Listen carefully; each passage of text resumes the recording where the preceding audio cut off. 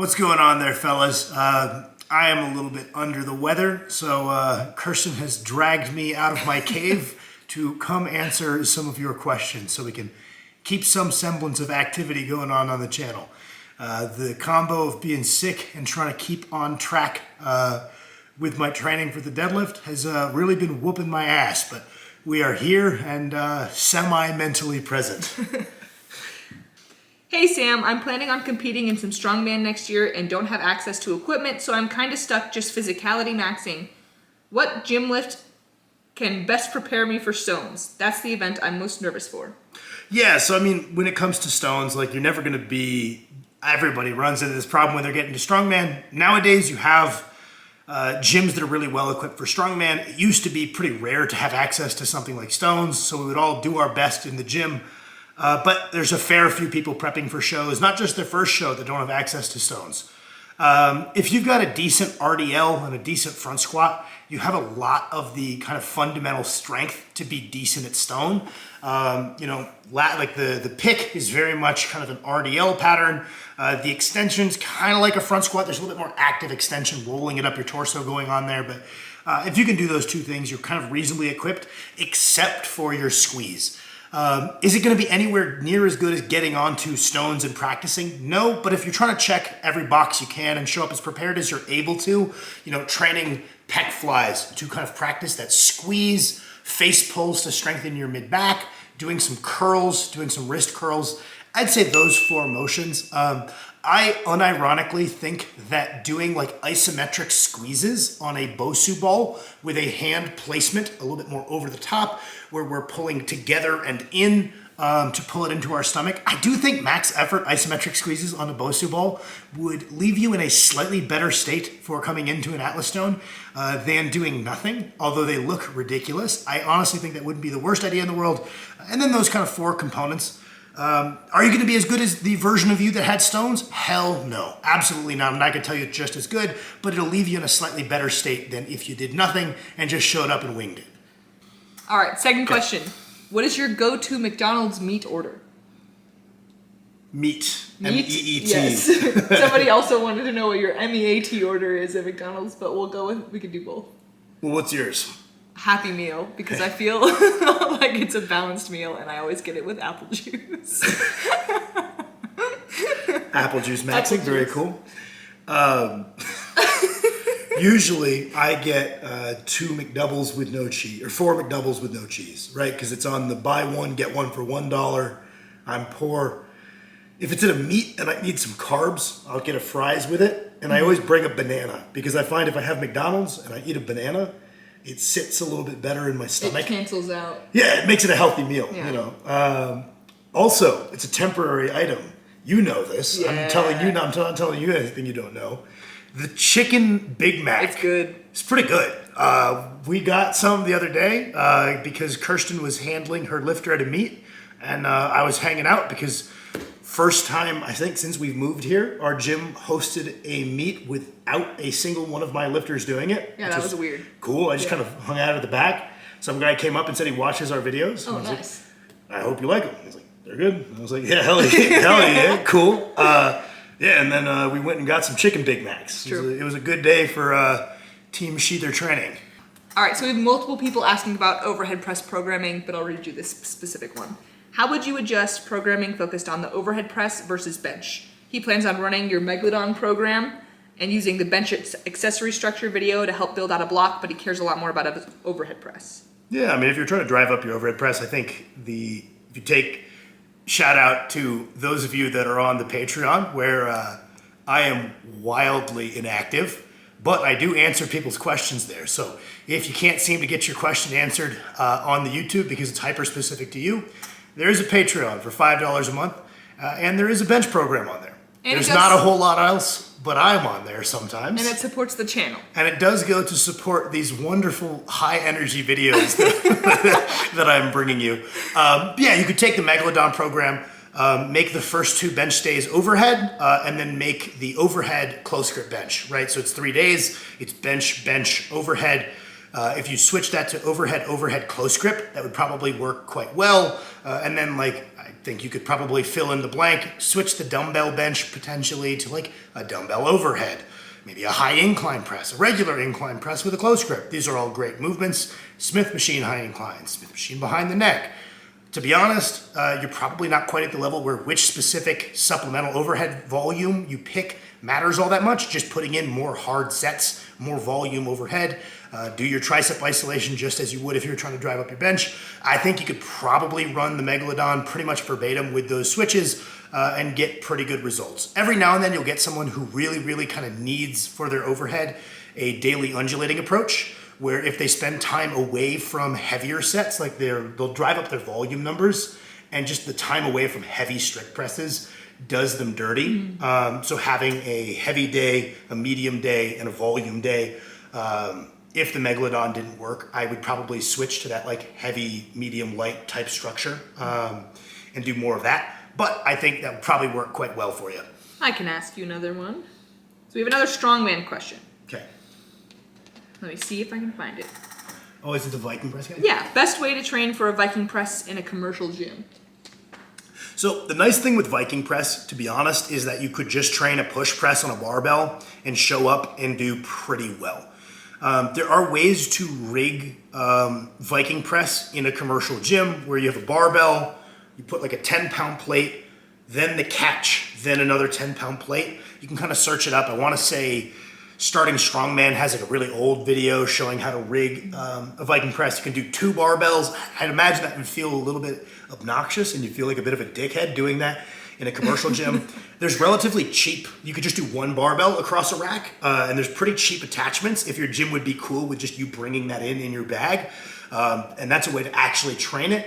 But it's not the end of the world if you can't. It really is not. It's like the lowest skill of all of the overhead events. So you just lean into it more. Yeah, it doesn't take much to figure it out. If you've got strong leg drive, you've got strong shoulders, and you've got good endurance, you'll probably do quite well. I believe the first show I did with a Viking press, I didn't do much Viking. Like I did like a kind of a gym rig, 1 or 2 sessions. But primarily just focused on like push press for reps, and that led me to be pretty prepared. If you want to rig it in a rack, you can look it up. There's a decent way to do it, especially if a handle or the double barbells. But if you think that's a bit obnoxious and you think people would give you dirty looks, no judgment. I probably would do the same and just prepare on a barbell. So a question for you. For me, okay. Yeah, a question for you. How was your first time? Not your second time handling it to me. Yes. But first time like, I back off, let you handle solo. How'd that go, my mentee? It was good. Is mentee a word? It Like doesn't sound right, but I think it is.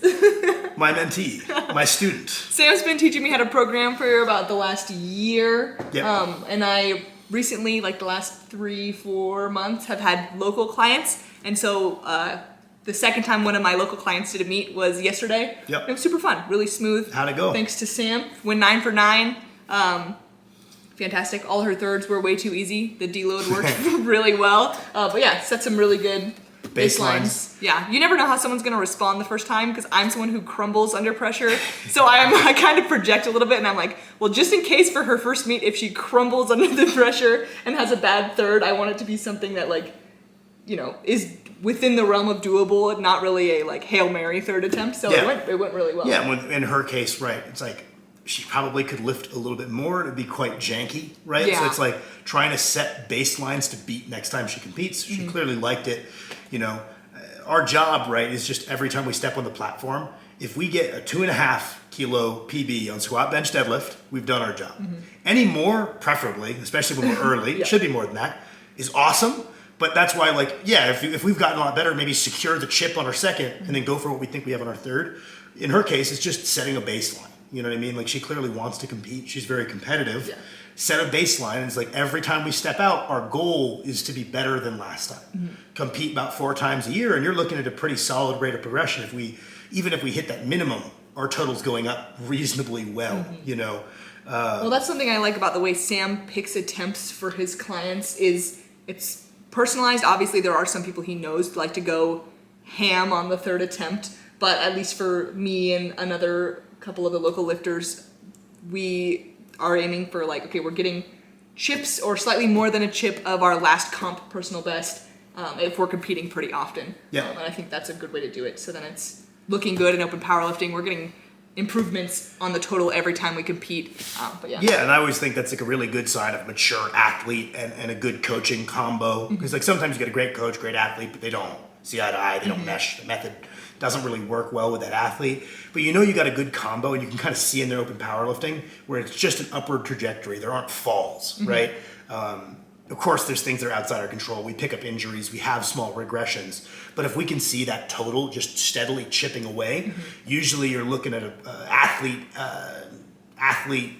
coach combo that's really clicking. Well, and there's a trust thing there too, right? Where if someone tells you, I think I'm good for whatever, like even a 10 kilo PR, and you agree with them, then you're, in their thing they can do it, you're going to let them do it. Like I hear you and Max. It's interesting when you handle Max because it's more of a conversation, right? Of like Max tells you the number he believes he's capable of, and you do with that what you will in terms of what you've seen in his training. Yeah, and that's the thing, right? The longer you work with an athlete, the more advanced the athlete. They don't have to be like unbelievably strong, but they have to be advanced. The more coaching stops being I say this, I'll tell you why. I'm more than happy to tell you why. You're always willing to, like, you always should ask why, right? Like, I hate when lifters are like, no, I just trust the process. It's like, please ask me. Like, we'll get better buy-in if I can convince you of specifically why this assistance movement's a good idea. You're going to try harder. And not only are you going to try harder, you're going to try better, right? Like, if we are understanding it's for this concrete reason,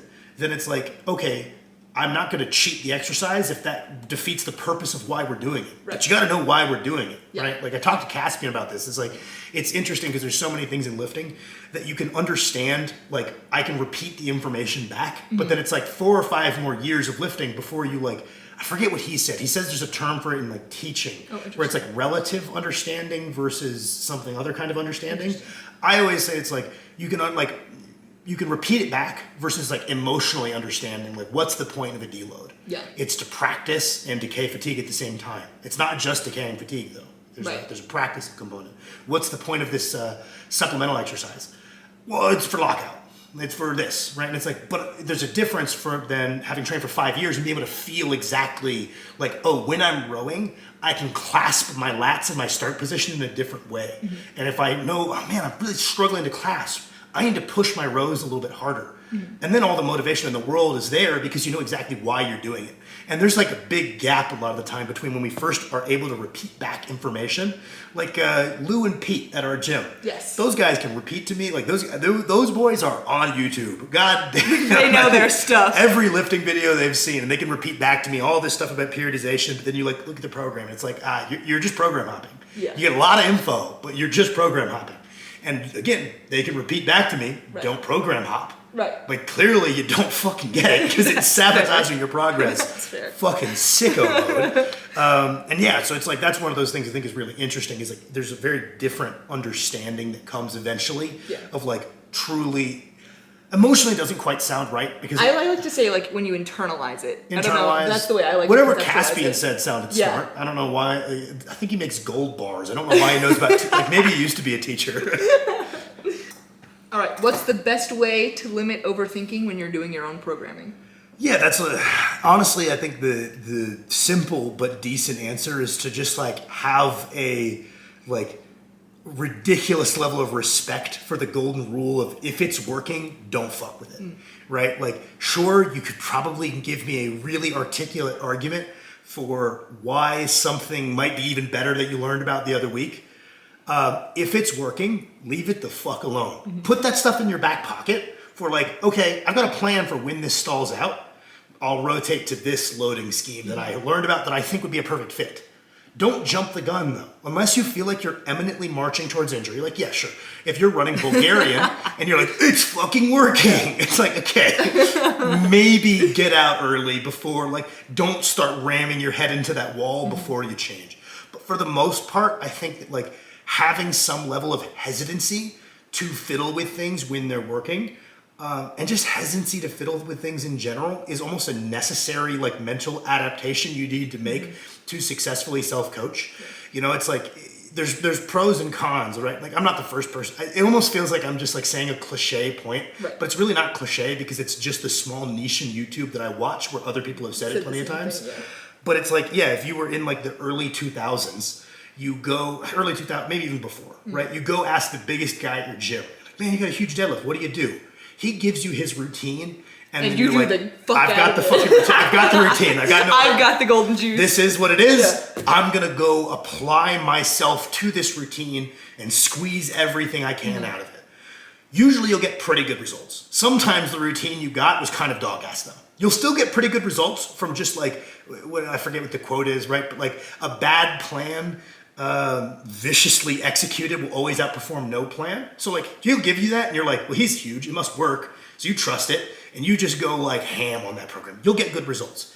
Sometimes you get a great plan from a good athlete, but there's also a lot of the strong people that are dumb. Right. So hopefully you got really lucky. Like that's almost the best case scenario is you luck out and like you're like 1991. You walk into the gym. It's like Ed Cohn. And he's like, here's the plan. Cool. Okay. Right. Awesome. That You might never be the have best, to change it. That might be the best case scenario, Yeah. right? Like, or just some smart guy who's also strong. Those are always my favorite people to listen to. Is people are like, don't just listen to strong guys. That's a good point. Don't just listen to strong guys. Listen to smart strong guys. Call me crazy, but those are my favorite people to listen to personally, and that's where I've gotten most of my information. Yeah. Are there very smart, not that strong guys with some really good info? Yes, I definitely follow some of them. But emotionally, I'm very drawn to the guy who's also walked the walk, and they're out there. It doesn't mean every strong guy has all the answers, though. Fair. But nowadays, it's like almost the opposite, where it's like we have too many good things. I said a lot on the channel, you could have 10 programs, all of which were great. And if you hop between 10, we get no results. Even though each of the 10 programs all would have individually worked, you didn't stick with any of them long enough to execute them. So it's like, there's a bunch of bad information, but there's also a bunch of good information out there. And like, there's pros and cons to that. You know, if you have a really sharp person, they're going to be able to sift their way through it eventually. Yeah. But I think now in the modern landscape of having too many options and too many systems at our disposal, having a real stubborn hesitancy to change things when they're working, I think can prevent people from permanent intermediate like syndrome. Max argues with me.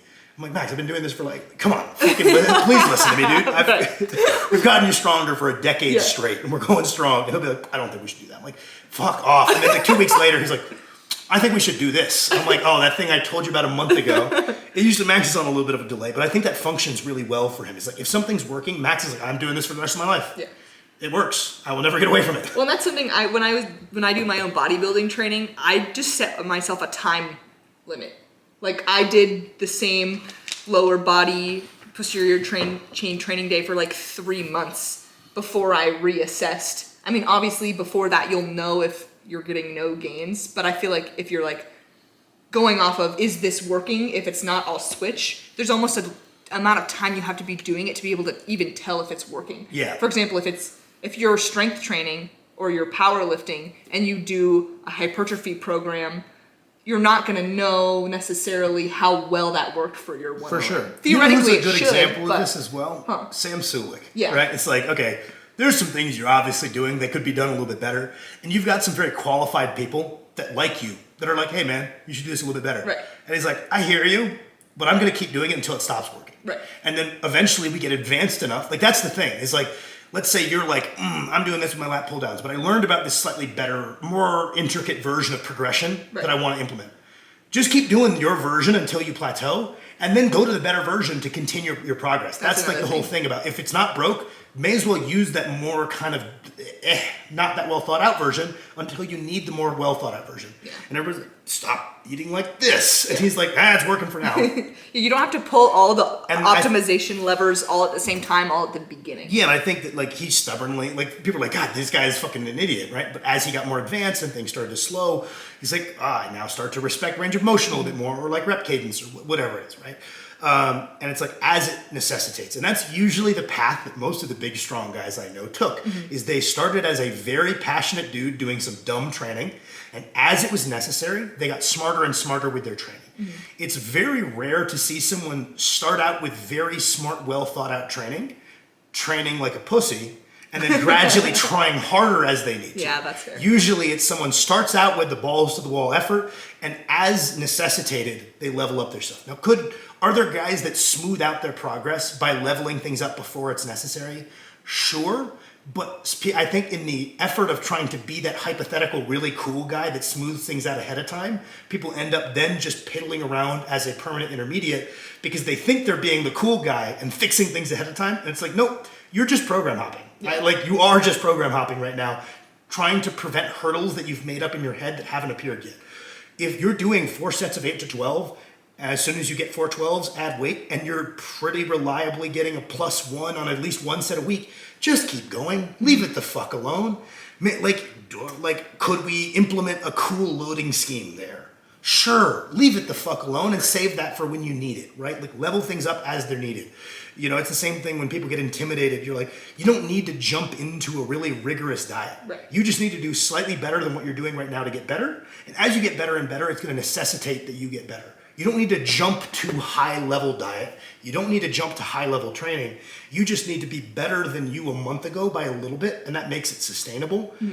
And that also can be part of how you prevent like fiddling with. That was a very long answer to your question. No, that's okay. But you know, I agree. I think it's interesting because it seems as a lifter on the internet, you would want to optimize everything. Like, why not, right? You'd think, I want the best program. I want to be eating so the best. funny. But it never actually works. You know, it not for those reasons, because obviously if it's optimal, it's better, but because of the burnout aspect, because of I think also people who are really smart with their programming, like you said about the effort, there are people who are smart about programming who also try really hard.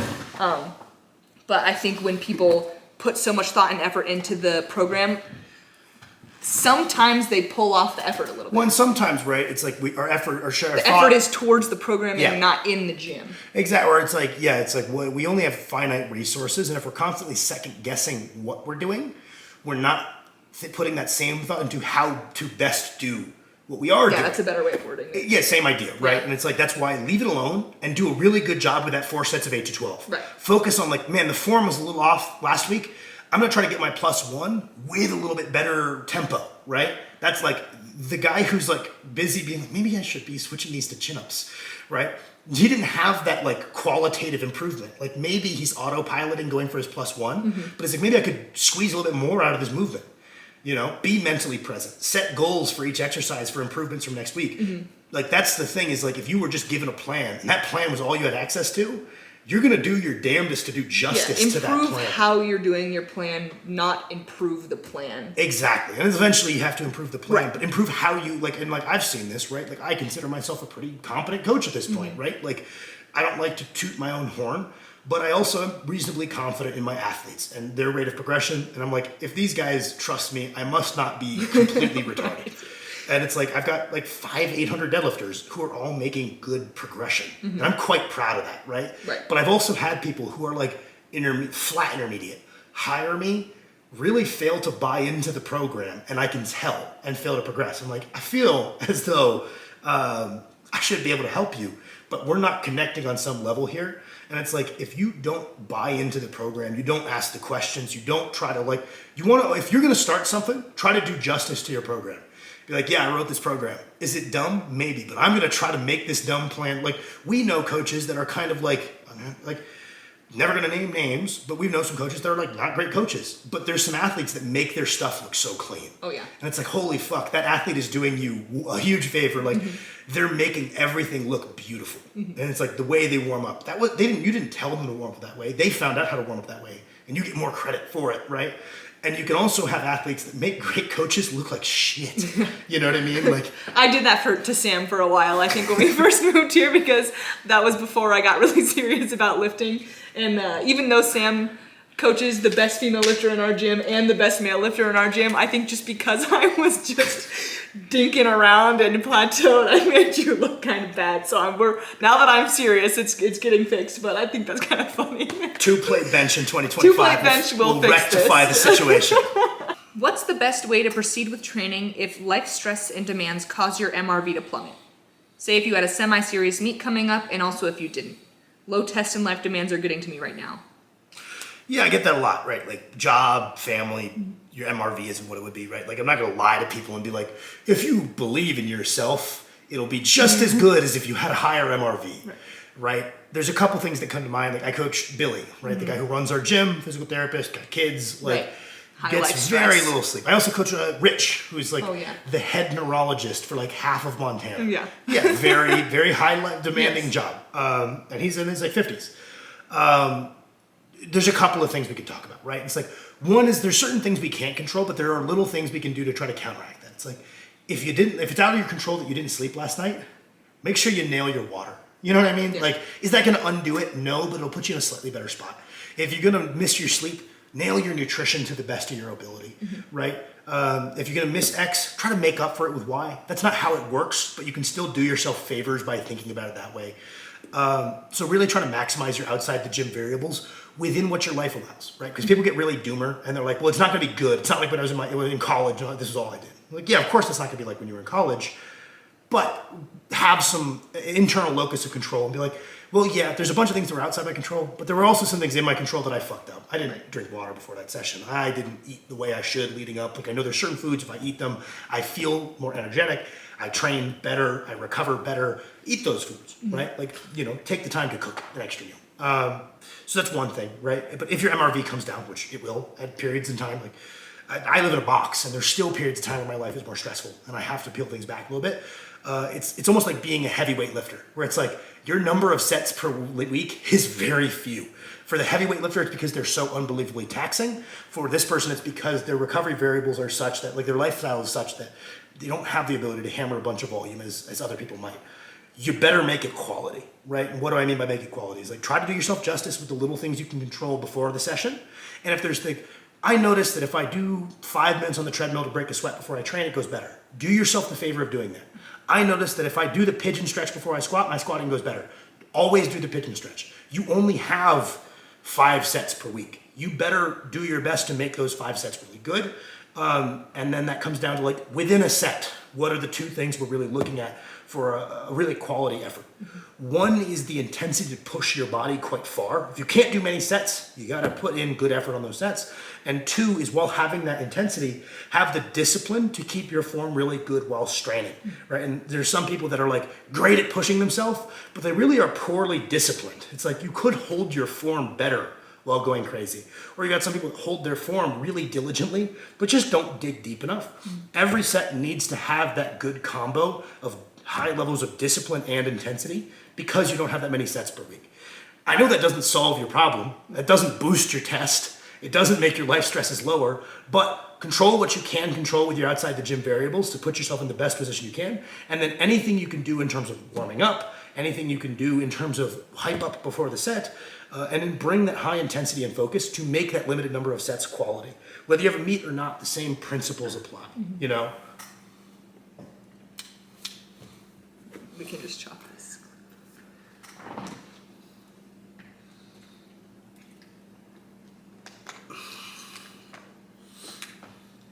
Does how far you pull back percentages at the start of a block differ from one trainee to another at all, or is it always the same basic formula? How would one determine how far to pull back if there are differences? Yeah, I mean, a lot of that just comes down to like some people have distinctly poor ability for reps. Some people have really, really good rep ability. It's like if I have, especially women, right? It's like if you can take 60% for a set of 25, we're probably not going to start at 60. Like I'm not going to load that, right? We might start up 70, 75%, where we're trying to work in that like 6 to 10 range. Whatever percentage kind of equates to tough sets of 6 to 10, preferably starting in the 10 range, is kind of where we might start our hypertrophy phase. Some people who are poor at reps might start down towards 50%. Maybe the more advanced the athlete, right? Like really big, strong guys, maybe you don't want to work heavy every 10 weeks. That would be too high of a frequency. So maybe we pull back, okay, we've got a 10 to 12 week block starting at 60%, but we pull all the way back to like, Thor will start at like 35%, but then of his goal deadlift, but will begin with a difficult variation. So it's not actually a working 35%, right? So like when they were working up to the 500 kilos, he started like 35% of target weight, but for snatch grip deficit deadlifts for volume. And then it was like plus 4% per week. A 3 to 4% weekly jump is a pretty normal weekly span. Some people have a bad habit of spanning a lot of weight really quickly. I am not a huge fan of that. I just don't think it gives your body time to adapt to different weights. No, the you know, we injury could get risk. in on like the trend twins thing where it's like, you span from doing a bodybuilding show straight to failing singles in a few weeks, right? Like that's a lot more than a 3 to 4% span. Yeah. I think 3 to 4% weekly jumps tends to leave you in a pretty prepared state to have your injury risk pretty manageable, and also facilitates good performance. Could you argue an argument of 5 or 6 for some people? Sure, that's fine. I want to say Thor did like 3 to 4. Just started way far out and started down at 35%. Sometimes bigger athletes will pull back past that 60%. And have like a work capacity phase where we select like a really self-limiting deadlift variation, just focus on the ability to like, let's get your ability to do more work with your erectors and hamstrings and glutes. Yeah. Like Somebody first and even asked a foremost, question about that. yeah, it's like you at some level you can train your ability to do more work, right? Like maybe do a work capacity phase to make for a more potent hypertrophy phase, right? Something like that. Which brings me to my last question. Oh. Now that you're getting deeper into, it doesn't bring me to it at all, fucking sick segue. Now that you're getting deeper into coaching, right? What has been your favorite thing about like coaching seriously, and what has been like your biggest struggle thus far? I think favorite thing is seeing like results at the end of blocks. That's really fun. I feel like that's pretty gratifying, even if it's not me. You know what I mean? I feel like it's gratifying when I get results, but it's also gratifying when my athletes get results. Yeah. Another thing that's gratifying is people see your athletes get results, and then they also ask you to coach them. That's also pretty sick. And then least favorite thing is being a newer coach, kind of balancing a white belt mentality where I know I don't have a lot of like experience myself doing coaching. So balancing, I have a lot to learn in terms of experience, and I could learn something from probably anybody who's a coach. Balancing that with having enough, being confident in what I'm doing for people, because obviously being mentored by Sam, I have a huge amount of confidence in his system. I've seen it work for tons of people. And so I know what I'm giving people is a good service. And to sell a service, you have to be confident. So balancing, you know, kind of, I don't want to say ego, but being confident enough for people to buy into our method, your method, but also I haven't been a coach as long as you have. I haven't been around powerlifting for more than I'm big 4 on or that 5 idea. years. That's one of those things that like I've always, there's a big sentiment online which is just like, hey, a bunch of strong guys are morons. Don't listen to everything they say. It's like you shouldn't listen to everything they say, but if you know anybody who's really strong, there's at least one thing you could learn from them. And it's like when I say learn from them, it's not the information you've never heard before. Right. It's there's something that you could copy from them that they're doing better than you. Maybe they're doing their nutrition better. Maybe it's just some Mongo that like, he's doing a lot wrong and you're doing a lot right, but that motherfucker trains hard. There's something. Yeah. You know, and sometimes people don't necessarily have the educational background to where it doesn't sound very academic and people write them off, but they actually know a lot. Right? It's like that's always a shame. And people are like, this guy crazy, he's just a freak. It's like, no, this is a really smart dude. He doesn't use like the slightly academically skewed language that is like cool guys speak on YouTube now. Right. But holy fuck, this guy has so much practical wisdom. Yeah. Listen. Maybe, sometimes people don't articulate things well because they're just kind of in their head trying to get better. I always have tried like, dude, there's something you're doing better than me. If you're real strong, there's something you're doing better than me. I'm keen to figure out what it is and try to emotionally understand it, right? Like emotionally learn that skill that you have. Every now and then there's someone who's like, damn, I have looked far and wide and I can't find anything you're doing better than me. And for then the most part, decide. there's always something to learn. You know what I mean? And like, sometimes there isn't, but that doesn't mean you need to defer to them, and just be like, everything they say is right. And I think that's where people go wrong. It's like, you shouldn't just be like, well, he's strong, that means he's right and I'm wrong. It's like, no, you might be right. You know what I mean? You very well might be right. But that's always something I've been really big on. Thankfully, I never had to market myself much. I'm not very good at it, right? But thankfully, me being strong, Max being strong, and then my athletes being strong, I had to market myself. That guy commented like, all that confidence, but still wears a hat to hide his receding hairline. Well, here it is. You're welcome to take a look at it. I don't consider myself a very confident person at all, but I lift weights. And I'm pretty good at it, and my athletes are pretty good at it. And that kind of stood for itself. And that's like, I get people message me on Instagram like, I'm new to coaching. How do you advertise yourself? Well, I don't fucking know. Like, I just make YouTube videos talk about lifting because I wanted to talk about it. And that ended up being a good form of advertising. But most of it just came from word of mouth from my lifters doing well. So I don't really know how to help you navigate that necessarily, right? But it's especially working at the gym, part of my job is being a personal trainer. And something that the head trainer in our gym does really well is like business sales, like getting clients. He's like a sniper. Like if a new person walks into the gym, you're almost guaranteed to see him training that person within the next week. He is so good at it. That's something I'm also trying to learn, not just with programming and powerlifting clients, but figuring out.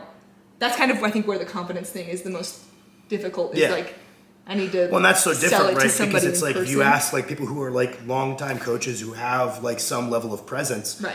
None of them are taking clients. That's fair. So it's like, what is being a good coach to you? None of it's advertising. They're like, I forgot I used to have to do that. Yeah. Whereas the first X number of years of coaching is an advertising game. You have like, to. I know more than these personal trainers at my gym. They suck. I know I offer a better service than them, right? And it's like, I believe you, but I don't know how to market myself. And it's like, if you're like being your own body of work can help.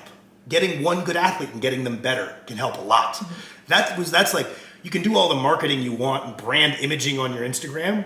If you're strong and you have just some people that you offered to help for free that are making good progress, the people around them might come to you. Right. That's the most potent thing I ever found, right? Fair. All of the whole like market yourself branding, like, I don't know, a lot of those are just like passing clients. Mm-hmm. They'll be there for a couple months and they'll be out, right? The long-term clients that I've always retained have been those word-of-mouth people. Right. But yeah, that's been an interesting one. Yeah. Let us know if you have any thoughts on that. I don't know. I don't know. Yeah, I don't know if that's helpful, but maybe. Maybe. The outro. We're doing an outro. Do the outro. Thank you guys for watching. Don't forget to subscribe if you're not subscribed yet. And be on the watch for more question and answer videos and questions. We'll post the questions either on Sam's Instagram or on YouTube. So if you're not following Sam on Instagram, that's also a good place to do it because he puts it on his stories sometimes. Please subscribe.